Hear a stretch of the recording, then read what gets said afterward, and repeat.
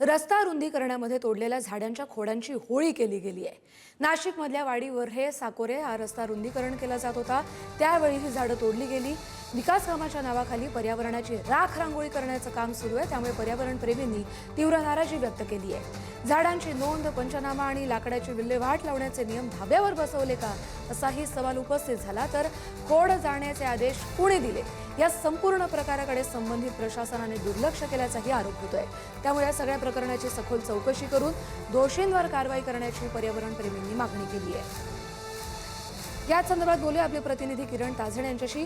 किरण, अतिशय भयंकर आहे हे। रस्ता रुंदीकरण केला जातो, त्याच्यासाठी झाडं तोडली जातात, पण ही इतकी मोठ्या प्रमाणात तोडलेली झाडं जाळून पुरावे नष्ट करण्याचा प्रयत्न झाला असं म्हणायचं का?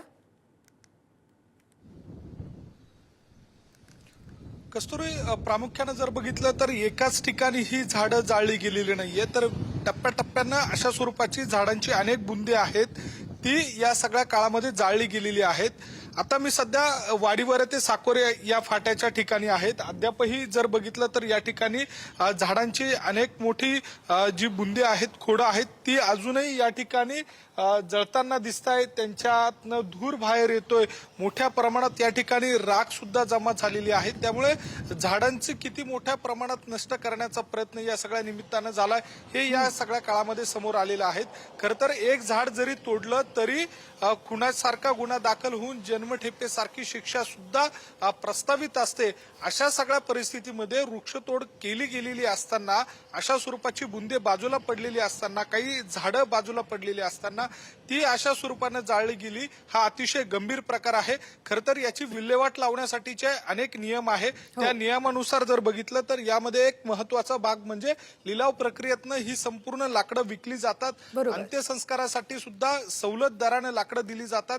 काही जी बुंदे असतात ज्याला मोठ्या प्रमाणात माती असते किंवा अशी जी बुंदे असतात ती कंपोस्ट खतासाठीचा सुद्धा त्याचा अनेक ठिकाणी वापर केला जातो। मात्र हे सर्व नियम पायदळी तुडवत या पद्धतीनं नष्ट करण्याचा जो प्रयत्न झालेला आहे, त्यामुळे या पर्यावरणाची राख रांगोळी कोण नेमकं करतंय अशा स्वरूपाचा सवाल उपस्थित केला जातोय।